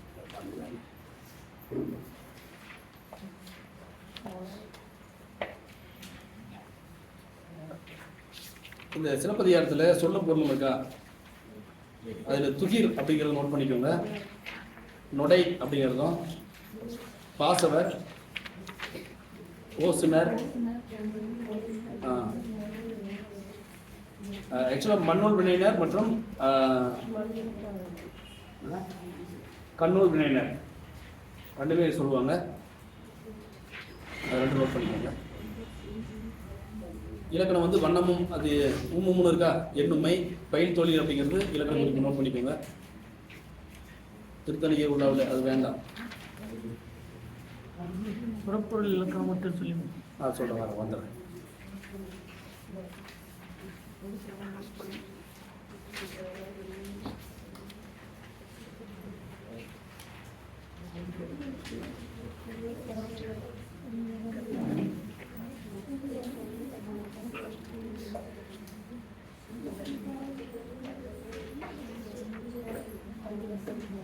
இந்த ராஜகிருஷ்ணனோட சில நூல்களை கேட்பாங்க, அதை பார்த்துக்கோங்க.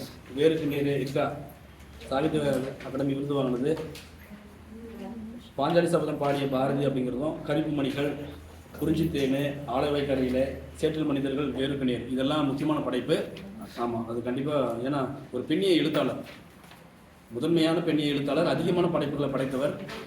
புரியுதா? ரொம்ப முக்கியமான ஒரு நபர் அவங்க. கூட்டுப்பூச்சிகள், மண்ணகத்து எழுத்துணிகள், இதெல்லாமே.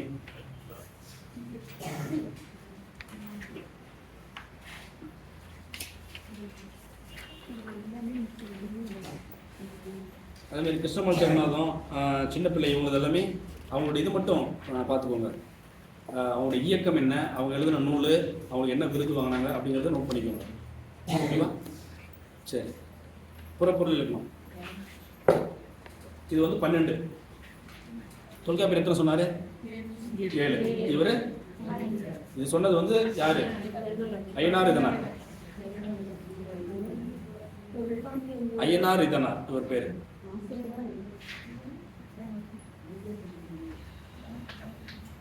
ஐயனார் இதனார்.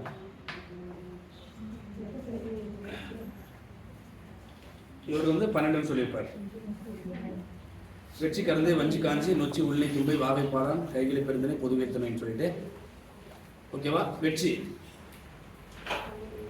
நம்ம நேற்று கேட்டீங்க இல்லையா? வெற்றி கறந்து ரெண்டும் ஒன்னதான் அவர் வச்சிருந்தாரு, இவர் வெற்றி காட்டியிருக்காரு. அப்போ வெற்றி திரை அப்படிங்கிறது நல்லா பாருங்க, ஆணிகளை கவர்ந்து வருதல், அது மட்டும் அடல் பண்ணிக்கோங்க. அப்போ ஒரு நாட்டுல இருந்து இன்னொரு எதிரி நாட்டு மன்னன் என்ன பண்ணுவான், போயிட்டு அந்த மாடுகளை மட்டும் பிடிச்சிட்டு வந்துடுறது ஆளுங்களை வச்சு. இது ஆணிகளை கவர்தல் வெற்றி. கறந்து அப்படிங்கிறது கவர்ந்து செல்லப்பட்ட ஆணிகளை மீட்க செல்வார். அது மட்டும் அண்டர்லைன் பண்ணிக்கணும்.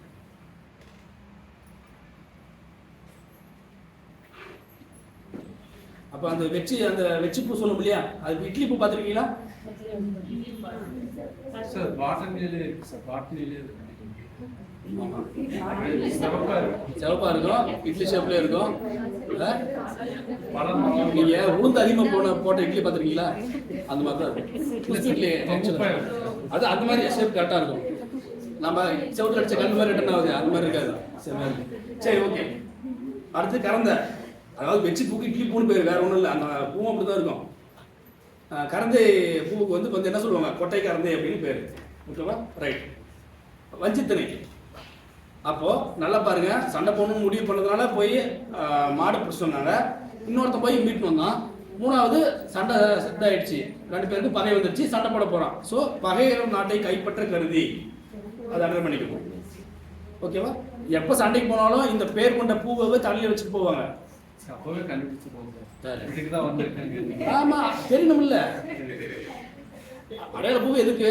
நீ தெரிஞ்சுன்னே சண்டைக்கு வரணும், அதனாலதான். அடுத்தது காஞ்சி திணை. காஞ்சி அப்படிங்கிறது என்ன சொல்லுவாங்க, காஞ்சி பூ சொல்லிட்டு போவாங்க.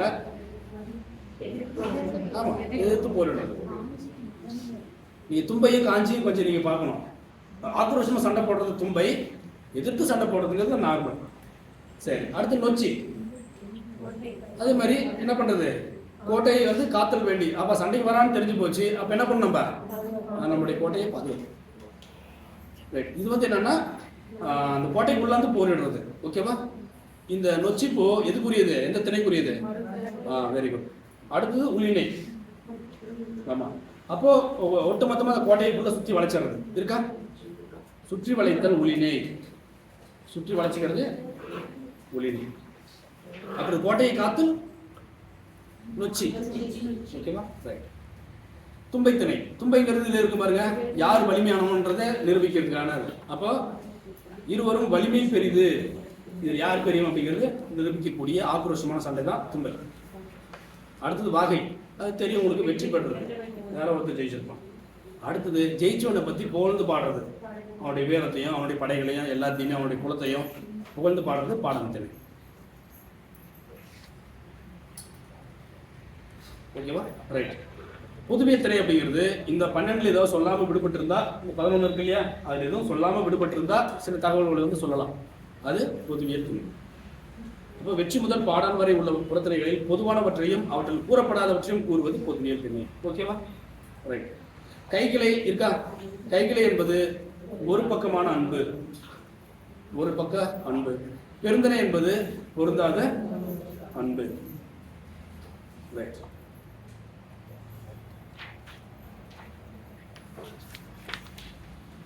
அடுத்து கலைச்சொற்கள் வந்துருக்கு. பேட்டன்ட் இருக்கா? காப்புரிமை. ஆமாம். இந்த கான்சுலேட் இருக்கு இல்லையா, துணை தூதரகம். வேற என்ன? பாசனம், இரிகேஷன். அதை நோட் பண்ணிக்கணும். ரொம்ப முக்கியமானது என் கதை. நாமக்கல் கவிஞர் அவருடைய என்னது தன் வரலாறு தான் என் கதை. ராஜகிருஷ்ணனுடைய வேறு கணியர், முத்துசாமியுடைய நாற்காலிக்காரர். முடிப்பட்டியில் போதுங்க. சரி சரி. சங்கலித்தல் அறம். இது பாருங்க, அர்னால்டுடைய கூற்று பாருங்க. கவிதை வாழ்க்கையினுடைய திறனாய்வு அப்படிங்கிறாரு மேத்யூ அர்னால்டு. அவர் முழுமையான பேரு மேத்யூ அர்னால்டு.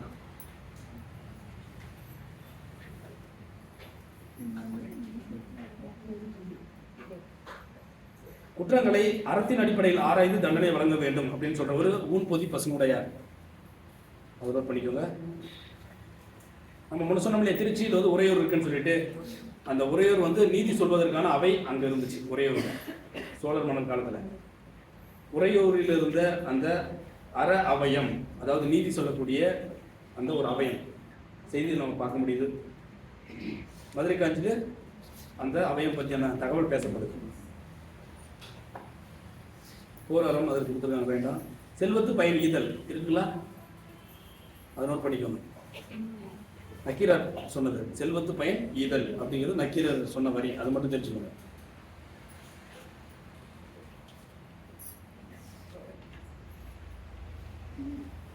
உலகமே வறுமையுற்றாலும் கொடுப்பவன் அதியன். அதியமான வந்து புகழ்ந்து பேசணும். இரவலர்கள் வராவிட்டாலும் அவர்களை தேடி போய் அவங்க கொடுக்கறவனுடைய இயல்பு தான் யாருடைய இயல்பு? சொல்லையார் இயல்பா? சேரலாதனுடைய இயல்பு அப்படின்னு சொல்றாரு நற்சொல்லையார். ஆட்பூர் பாட்டு சேரலாதன். வேகன் மறுமை நோக்கி கொடுக்காதவன் அப்படிங்கிறாரு பாருங்க. தன்னை நாடி அல்லது தன்னை தேடி வந்த பரிசிலன் பொருள் பெறாமல் திரும்புவது தன் நாட்டை இழந்த துன்பத்தை விட பெருந்துன்பம் என குமணன் வருந்தியதாக யார் சொல்றது? அவர் சொல்லியிருக்கார்.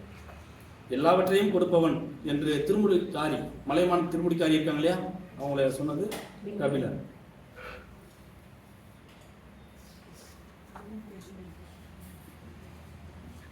பிறர் நோயும் தம் நோய் போல் போற்றி, அந்த வரி இருக்கா? அது கலித்தொகையில், அது நோட் பண்ணிக்க. பிறர் நோய்ங்கிறது பிறருடைய இங்க வறுமைன்னு அர்த்தம். ஓகேவா? ரைட், அந்த வார்த்தை பார்த்துக்கோங்க. யாரு? ஆமா, பெருமன்னர்கள்லாம் நிறைய வச்சுக்கிட்டு இருக்கிற கொடுக்குறானா என்ன? ஆமா, அவ்வளவுதான். இல்லாதவங்க தான் கொடுக்குற மனசு இருக்கும், இருக்கிறவனுக்கு வராது. அதனால உறவினர்கள் கெட வாழ்பவனின் பொலிவு அழியும் அப்படிங்கிறாரு பாலைப்பாடியே பெருங்கலூர்.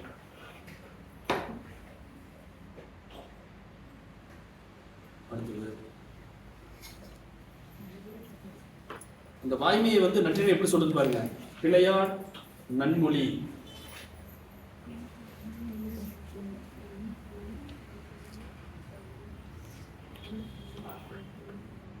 அப்ப ஜென் தத்துவத்தை போதித்தவர் யாரு? போதித்தவர். அடுத்தது வேணுகோபால். இந்த வேணுகோபாலுடைய கோடை வயல், அது நோட் பண்ணிக்கணும்.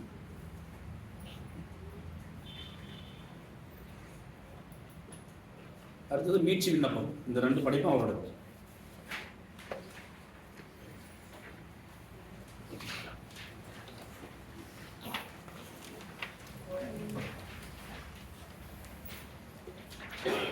ஜெயகாந்தன் மிகச்சிறந்த எழுத்தாளர்.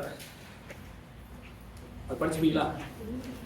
அவருடைய பரிசு என்ன வாங்கினாரு? அதாவது ஃபார் எக்ஸாம்பிள் தாமரை திரு பத்மஸ்ரீ விருது, ஞானபீட விருது வாங்கினது. இந்த படைப்பு சாகித்ய அகாடமி விருது வாங்கின அந்த சில நேரங்களில் சில மனிதர்கள் படைப்பு. குடியரசுத் தலைவர் விருது வந்து உன்னை போல ஒருவனுக்கு.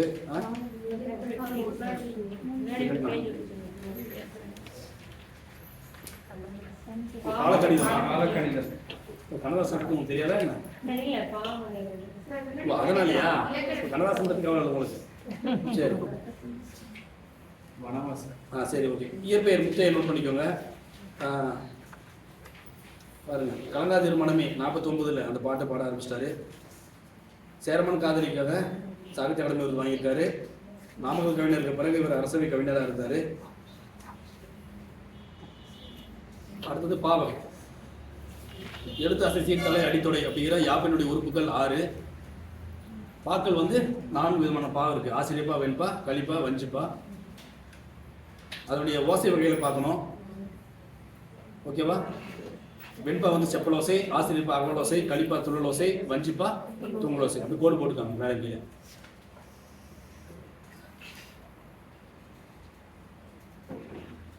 அப்ப செப்பலோசை வந்து வெண்பாவிற்குரியது இருக்கா? கீழே அகவலோசை ஆசிரியப்பாவிற்கு உரியது, துள்ளலோசை கலிப்பாவிற்கு உரியது, தூங்கலோசை வஞ்சிப்பாவிற்கு உரியது. நம்ம முன்னே பார்த்தோம் தலை 7 வகைப்படம் சொல்லிட்டு இல்லையா? நேரொன்றா செப்பில்லை, அது மாதிரி. எஸ். அதுக்கப்புறம் இந்த பாவகைகள் அது அந்த முக்கிய ஒன்று. அதை பற்றி அடிப்படை பாவகை தெரிஞ்சா போதும். இந்த பொது இலக்கணம் தெரிஞ்சுக்கணும். வெண்பாவுக்கு ஆசிப்பாவுக்குலாம் பொது இலக்கணம் அது எப்படி இருக்கும் அப்படின்ட்டு. வெண்பா செப்பலோசை பெற்று வரும். ஈற்றடி முச்சீராக, ஏனைய அடிகள் 4 சீராக, இயற்சீர்கள் வெண்சீரை பெற்று வரும். இயற்சீர் வெண்டலை வெண்சீர் வெண்டையில் மட்டுமே வரும். அது 2 அடி முதல் 12 அடி வரை இருக்கும். ஃபார் எக்ஸாம்பிள் உங்களுக்கு திருக்குறள் வந்து வெண்பா தானே 2 அடி, 12 அடி வரைக்கும் உங்களுக்கு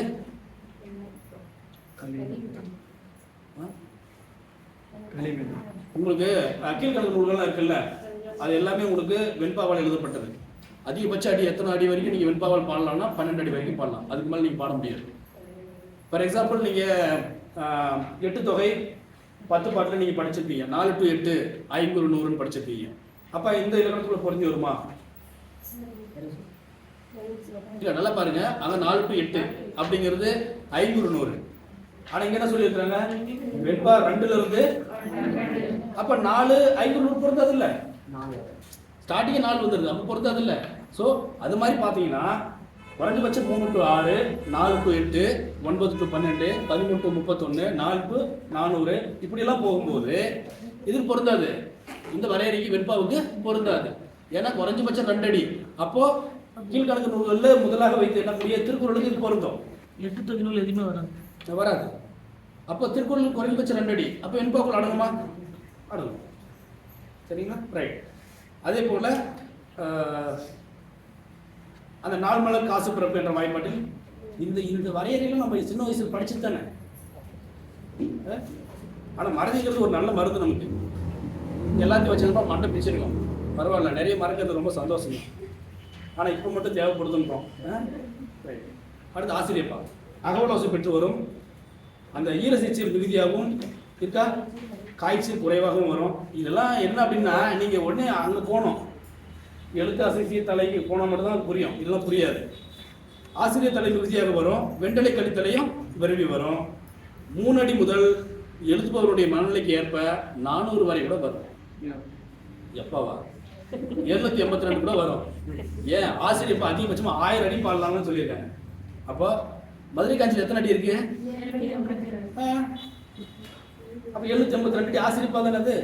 அப்போ குறைஞ்சபட்சம் 500 100 எவ்வளோ? 3. அப்போ இதுல இருக்கா 3 அடி முதல். அவர் இன்னும் கொஞ்சம் நிறைய சாப்பிட்டுருந்தாருன்னா 1000 அடி கூட எழுதியிருப்பாரு. என்ன மாங்குடி மருந்தெல்லாம் குறைச்சிக்கிட்டாரு. பரவாயில்ல. அடுத்தது ஏகாரத்தில் முடிவு தான் சிறப்பு. ஆசிரியப்பா அப்படின்னா இறுதியில் ஏகாரம் ஏ அப்படிங்கிற அந்த ஒரு எழுத்துல முடியும். அடுத்தது அழகெழுதல் உங்களுக்கு தெரியாது. ஓர சச்சீர், இரு சச்சீர் முன்னே நம்ம பார்த்து தான் 3 சச்சீர் தான். சரி, பல ஊர் தெரியுங்க. இதில் கலைச்சொற்கள் பாருங்க. அந்த ரெனைசன்ஸ் இருக்கா, அதை நோட் பண்ணிக்கோங்க. கிளாஸை பற்றி தெரியும். அதில் வீட்டூர் வாக்கு இருக்கு இல்லையா, ரிபப்ளிஷம், அதை நோட் பண்ணிக்கோங்க. ரொம்ப முக்கியமானது அறமும் அரசியலும் மூவருடைய நூல். அது அவர் பேரில் வந்து நமக்கு வேணாம். எண்ணங்கள் உதயமூர்த்தியோட புத்தகம். இது 2 நோட் பண்ணுங்க. அடுத்து ஜெயகாந்தனோடது.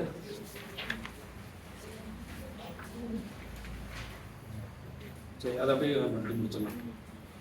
பாருங்க, உன்னைப்போல் ஒருவன் அப்படிங்கிற அந்த திரைப்படத்துக்காக குடியரசுத் தலைவர் விருது வாங்கியிருக்காரு. சாகித்ய அகாடமி விருது வந்து சில நேரங்களில் சில மனிதர்கள். இதை நோட் பண்ணிக்கோங்க. இமயத்துக்கு அப்பால் அப்படிங்கிற படைப்புக்கு சோவியத் நாடு விருது வாங்கியிருக்காரு. மிக சிறப்பாக ஞானபீட விருதும் வாங்கினது ரொம்ப முக்கியமான விருது. பத்மஸ்ரீ விருதும் வாங்கியிருக்காரு.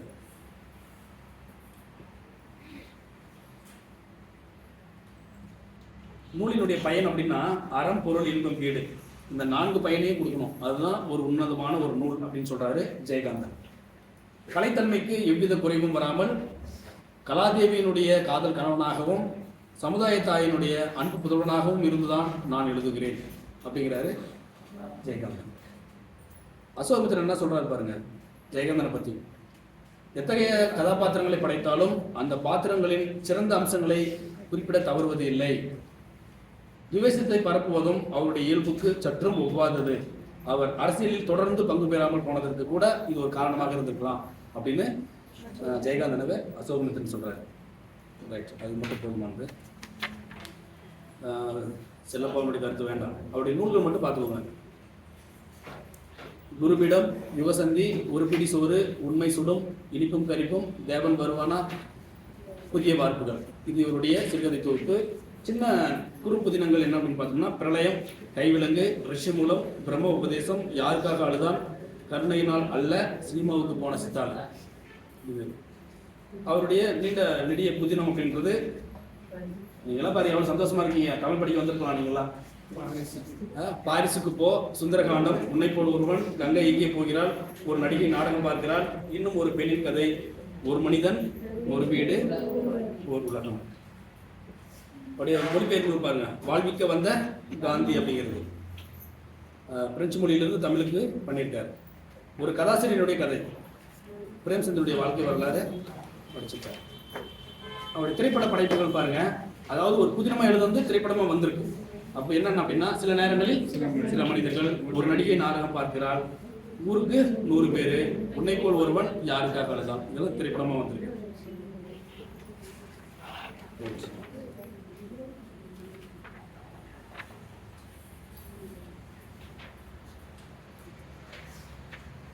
அப்படி கூற்று பெரிய கூற்றுலாம் கேட்க மாட்டாங்க, கவலைப்படாதீங்க. மனிதன் என்பது பறந்து விரிந்த வானம் போன்றது, அதெல்லாம் வேண்டாம். சிறுகதை மன்னன் ஜெயகாந்த், அதை நோட் பண்ணி. நீங்க சொன்ன மாதிரி சாகித்ய விருது வாங்கிட்டார், ஞானபீட விருது வாங்கிட்டார். அடுத்தது யாரு? நாகூர் ரூமி. அவருடைய நூல்கள் மட்டும் பார்த்துக்கோங்க. ஒரு காலமாக இருந்தாலும் இவர் தலையில் எழுதியது என்னவோ கற்காலம் தான். சரி, ஓகே. நூல்கள் பாருங்க. இலக்கிய வெளிவட்டம், இயங்கி வருபவர், மீட்சி, சுபமங்களா, புதிய பார்வை, குங்குமம், கொல்லிப்பாவை, குமுதம், இதில் எல்லாமே வெளிவந்திருக்கக்கூடிய நூல்களுடைய ரொம்ப முக்கியமான ஒரு படைப்பு. மேலக்கதை கூட விட்டுருங்க, அந்த என்னென்ன இதழ்களில் வந்துச்சுன்றதை விட்டுருங்க, கீழே வாங்க. கவிதை தொகுப்பு நதியின் கால்கள், 7வது சுவை, சொல்லாத சொல், இது 3 நோட் பண்ணிக்கோங்க. நாவல் கப்பலுக்கு போன நச்சம். அடுத்தது அணிகள், தற்குறிப்பேற்ற அணி, அது வரையறை பார்த்துக்கோங்க. இயல்பாக நிகழக்கூடிய நிகழ்ச்சியின் மீது கவிஞன் தன்னுடைய கற்பனை அல்லது தன்னுடைய குறிப்பை ஏற்றி கூறுவது. 2 பேஜ் விட்டுனா எதாவது. சரி, ஓகே. ஆமாம், இது அப்படி மாறி போயிடுச்சு. ஓகே. தேம்பாவணி எழுதுறவர் யாரு? வீரமாமுனிவர். அது நான் பண்ணேன்.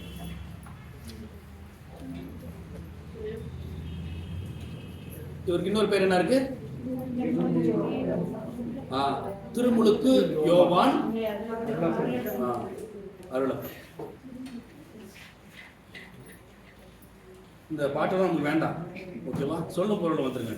யாக்கை, ஆமா, கொம்புன்னா கிளை, கான்னா காடு, ஓகேவா? அசும்பு, விசும்புனா வானம், அசும்புனா வெள்ளம். அடுத்தது இந்த ஒன்று.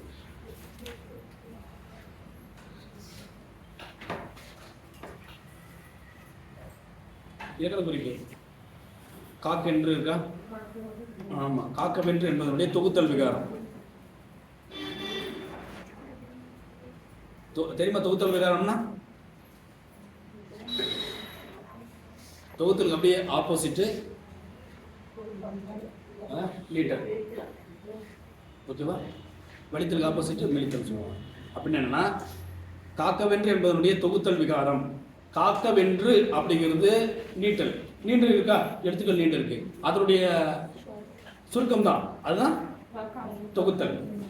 தொகுத்தல் என்ன அர்த்தம்? இருக்கிறது எல்லாமே சேர்த்துறது. ஸோ சுருக்கம்னு அர்த்தம். அப்போ காக்கவென்று என்பது நீண்டு இருக்கும், காக்கவென்று அப்படின்னு காக்கென்றுன்னு சுருக்கி இருக்கும், அதுக்கு பேர் தான் தொகுத்தல். அப்போ எழுத்துடைய சுருக்கம். அடுத்தது கணீர் அப்படிங்கிறது நம்ம முன்னாடி அன்னைக்கு பார்த்தோமா, எல்லாம் அப்படிங்கிறதுலாம் பார்த்தோம். அது இடைமுறை. வினைத்தொகை தெரியும், காய்மணி, மெய்முறை, செய்முறை எல்லாமே வினைத்தொகை. மெய்முறைங்கிறது வேற்றுமை தொகை.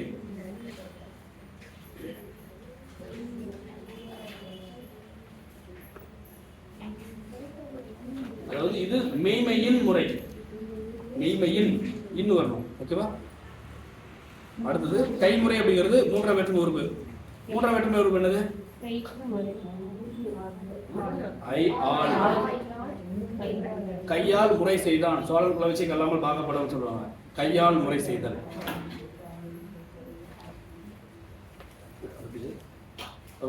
பார்த்துக்கோங்க.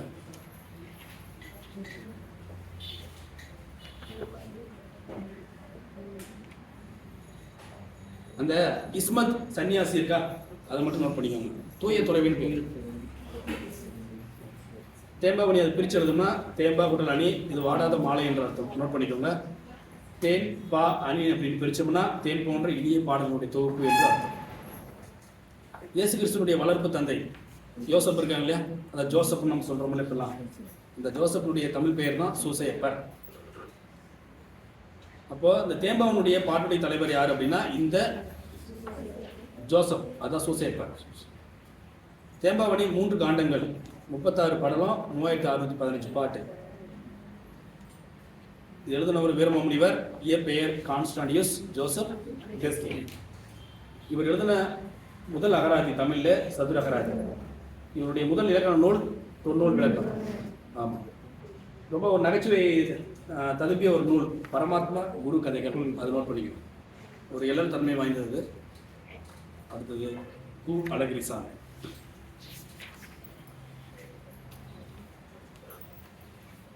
அந்த கரிசல் எழுத்தாளர்கள் வரிசையில் நம்ம யாருக்கு முன்னாடின்னு பார்த்தோம்? கி ராஜநாராயணுக்கு வழிகாட்டியாக இருந்தவர், ஒரு முன்னோடிய எழுத்தாளராக இருந்தவர் கரிசல் காட்டு எழுத்தாளர் கு அழகிரிசாமி. அது கீழே இருக்கு பாருங்க. கீராவுக்கு இவர் எழுதிய கடிதங்கள் தான்.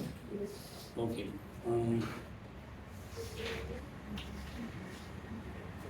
சரி, இதெல்லாம் தேவை.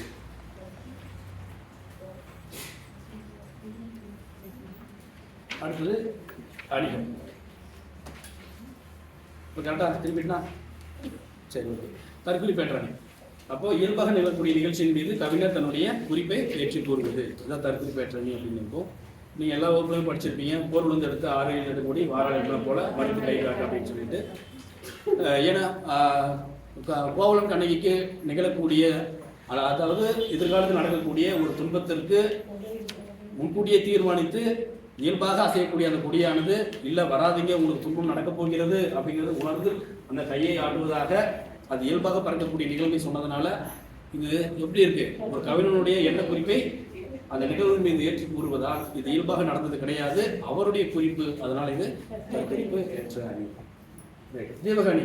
தீபம் என்ற சொல்லுக்கு விளக்கு என்று பொருள். ஓகேவா? அப்போ தீபம்னா என்ன சொல்றோம்? ஒருவையில் நின்று பலவையில் பொருத்தலின் அதுக்கு தீபகமாக சொல்லுவாங்க.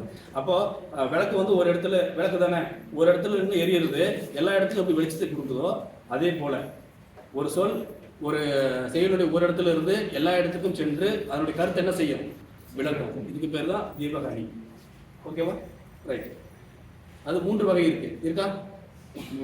முதல்நிலை தீபகம், இடைநிலை தீபகம், கடைநிலை தீபகம் சொல்லிட்டு அது மட்டும் தெரிஞ்சுட்டா போதும். ஃபார் எக்ஸாம்பிள் கொடுத்துருக்காங்க, ஒரு அறையில் ஒரு இடத்தில் வைக்கப்பட்ட விளக்கானது அந்த அறையில் பல இடங்களிலும் உள்ள பொருட்களுக்கு வெளிச்சம் தந்து விளக்குவதை போல செயலுடைய ஓரிடத்தில் என்ற ஒரு சொல் அந்த செயலுடைய பல இடங்களிலும் உள்ள சொற்களோடு சென்று பொருந்தி பொருளை விளக்குவது தீபகணி. Okay, right. அடுத்து நிரல் நிறை அணி. நம்ம ரோ காலம் சொல்றோம் இல்லையா, இது காலம், இது ரோ. அந்த மாதிரி செய்யுள் வரக்கூடிய சொற்களை ஒன்று இதோட இது சேர்த்து நம்ம பொருள் கொண்டுக்கணும், மேலே இருக்கிறதோட கீழே இருக்கிறத பொருள் கொள்ளணும். அதான் என்ன சொல்லுவாங்க, எது நிரல் எது நிறை நம்ம சொல்றோம் இல்லையா. ரோ நம்ம காலம் சொல்றோம். அப்போ இப்படி போனா அது ரோ தானே, இப்படி வந்தா காலம். ஓகேவா? ஸோ அப்போ ஒரு 2 வரி இருக்குன்னா முதல்ல வந்து ஃபார் எக்ஸாம்பிள் ஒரு 4 சொற்கள் இருக்குன்னு வச்சுக்கோமே. அப்போ நம்ம நிரல் நிறை அடிப்படையில் என்ன பண்ணணும்னா இங்க இருக்கிற சொல்ல இருக்கிற சொல்ல பார்க்கணும். நம்ம எதுக்கே மொழி பார்க்கறோம் இல்லையா, அந்த மாதிரி. இன்னொன்னு இது புரியுதுணும். ஃபார் எக்ஸாம்பிள் சொல்லுக்கு மட்டும் சொல்லியிருக்கேன், நீங்க தொடரே அந்த மாதிரி என்ன பண்ணலாம், நீங்க பார்த்து புரிந்து கொள்ளலாம். அதான் நிரல் நிறை. ரோ காலம் அடிப்படையில் சொற்களை இப்படி வச்சு பொருள் கொள்வது, மேலே இருந்து கிழக்கத்தை வச்சு பொருள் கொள்வது. ஃபார் எக்ஸாம்பிள் அன்பும் மரணம் உடைத்தவன் இல்வாழ்க்கை பண்பும் பயனும் அது. அப்போ என்ன சொல்லியிருக்காங்க, தமிழில் ஒரு நாள் சொல்லு பார்க்கலாம். கையில் சொல்லுங்க, இருக்கு பிடி.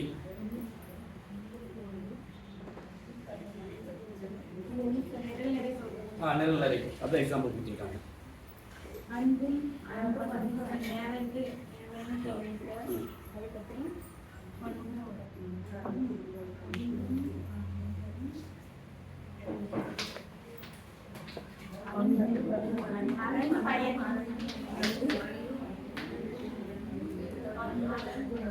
அன்புங்கிறது ஒரு பண்பு தானே, அறம் இருந்தா கண்டிப்பா ஒருத்தருக்கு தர்மம் தானே, சிம்பிளா ஓகேவா? ஸோ இப்போ பார்த்துட்டிங்கன்னா உங்களுக்கு நிரல் நிறைய கண்டுபிடிச்சிடலாம்.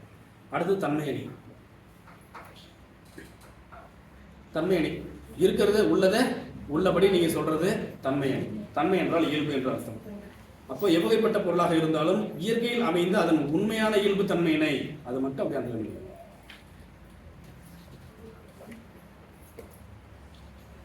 அதான் இயல்பின் விளைத்திறன் நன்றி அப்படின்னு சொல்லுவாங்க தன்மை அணியில் வந்து வரும்போது. அப்போ அப்போ உண்மையான இயல்பினுடைய தன்மைன்னு சொல்லணும். அது மட்டும் ஞாபகம் வச்சுக்கிட்டீங்கன்னா நீங்க தன்மைன்னு சொல்லிடலாம். இது 4 வகைப்படும், நோட் பண்ணிக்கோங்க. அது மட்டும்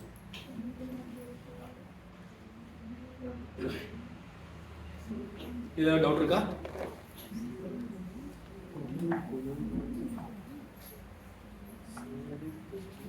கலைச்சொற்கள் வந்துருக்கு அவ்வளோ.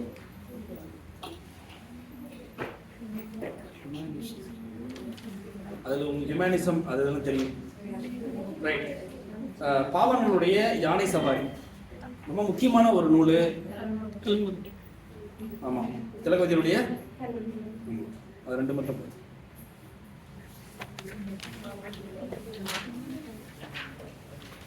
16 16